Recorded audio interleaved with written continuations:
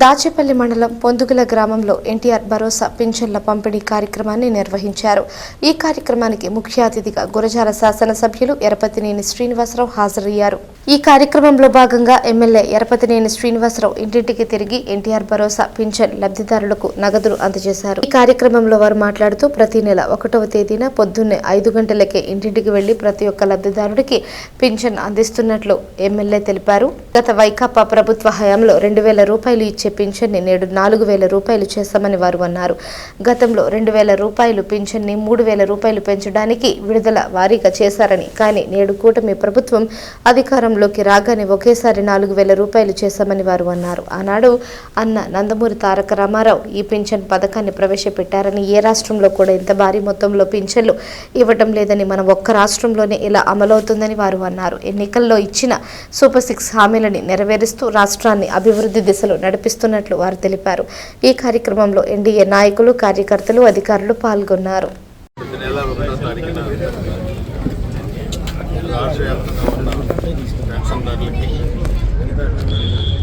దాదాపుగా 3,000 కోట్ల రూపాయలు ప్రతి నెల.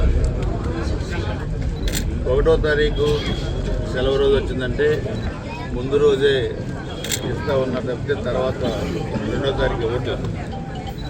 గత ప్రభుత్వం ఎప్పుడు పెన్షన్ ఇస్తారో తెలియదు, ఎప్పుడు అవి ప్రజలకు చేరతాయో కూడా తెలియని పరిస్థితుల్లో ఈరోజు ఎన్డీఏ ప్రభుత్వం, ముఖ్యమంత్రి గారు చంద్రబాబు నాయుడు గారు పేద ప్రజలకు అందించే ఈ పెన్షన్ కార్యక్రమం చాలామంది వృద్ధులు, అనారోగ్యంతో ఉన్నవాళ్ళు, అదేవిధంగా తలసేమియా బాధితులు, దివ్యాంగులు, పూర్తిగా మంచంలో నుంచి బయటకు రాలేని పరిస్థితిలో ఉన్నవాళ్ళు, వీళ్ళందరికీ కూడా 4,000, 6,000, 10,000, 15,000. భారతదేశంలో ఏ రాష్ట్ర ప్రభుత్వం కూడా ఇంత పెద్ద ఎత్తున పెన్షన్లు ఇవ్వట్లేదు. ఆర్థికంగా బలంగా ఉన్న రాష్ట్రాల్లో కూడా 500 రూపాయలు, 1,000 రూపాయలు మాత్రం ఇస్తూ ఉన్నారు. ఎన్నికలకు ముందు ఇచ్చిన హామీల్లో భాగంగా పేదవాళ్ళు ఆ నెలంతా కూడా పెన్షన్ మీదే ఆధారపడి జీవిస్తున్నారు. కాబట్టి ఎక్కడ కూడా లేట్ లేకుండా కూడా ప్రభుత్వం స్టేట్లో మొత్తం కూడా గవర్నమెంట్ దీంట్లో మనం 2 మెడికల్ కాలేజీ, మన పిల్లల మెడికల్ కాలేజీ అవి కూడా కంప్లీట్గా కావస్తామని త్వరలో ముఖ్యమంత్రి గారితో దాన్ని కూడా ప్రారంభోత్సవం కూడా చేయడం జరుగుతుంది. అదేవిధంగా ప్రభుత్వ కార్యాలయాలు కూడా మన నియోజకవర్గంలో ఎక్కడెక్కడ రిక్వైర్మెంట్ ఉందో అన్ని డిపార్ట్మెంట్లు వాటికి కూడా నిధులు కేటాయిస్తాము. బిల్డింగ్ రోడ్స్ పైన కూడా మళ్ళీ ఈ జూలైలో కెనాల్ రిపేర్ చేస్తూ ఉన్నాము. ఇవన్నీ కూడా అభివృద్ధి కార్యక్రమాలు చేస్తూ ఒక పక్క అభివృద్ధి సంక్షేమం, రెండో పక్క రేపు స్థానిక సంస్థలు కూడా అది కూడా ఎదురైతూ ఉన్నాము. సో ఈరోజు కూడా పొందుగల్లో మనం చూస్తే ఇది హైవేలో హౌసెస్ ఉన్నాయో రోడ్డు విస్తరణలో ఇళ్ళు కోల్పోయే అవకాశం ఉంది. కాబట్టి ఆ 18 మందికి కూడా కొత్తగా 3 షెడ్లు చొప్పున ప్రభుత్వం స్థలం ఇచ్చి హౌసింగ్ కూడా శాంక్షన్ చేసి అన్ని సదుపాయాలు, ఎలక్ట్రిసిటీ కానీ, డ్రింకింగ్ వాటర్ కానీ, రోడ్స్ కానీ అవన్నీ కూడా వాళ్ళకి ఆ సదుపాయం కూడా కలిగించడం జరుగుతుంది. అది కోర్టు పరిధిలో వీళ్ళు వెళ్ళారు కాబట్టి కోర్టు నుంచి కూడా విత్డ్రా చేసుకొని పూర్తిగా ఈ రోడ్డు కూడా విస్తరణ కార్యక్రమాన్ని కూడా చేపట్టడం జరుగుతుంది. ముందు state highway Andhra starting point Pondugala గ్రామానికి ఒక చరిత్ర కూడా ఉంది.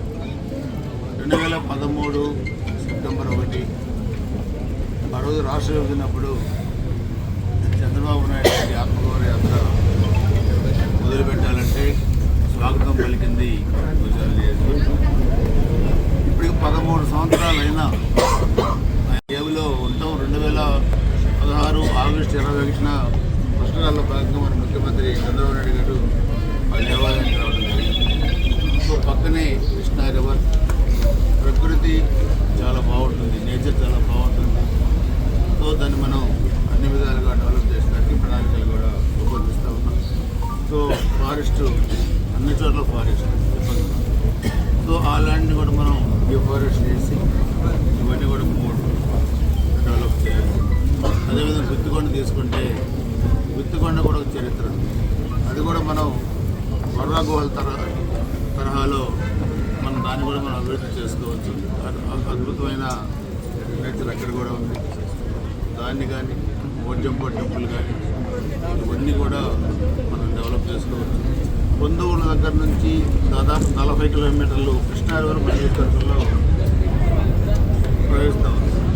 సో ఆ కృష్ణా రివర్ అమ్మటి కూడా మనం టూరిజం కింద తీసుకొచ్చినట్లయితే దాన్ని కూడా ఎలా డెవలప్ చేసుకోవచ్చు. మనం బాపట్ల అటు కృష్ణలంకి వెళ్తా ఉన్నాం, మంచి అవకాశం.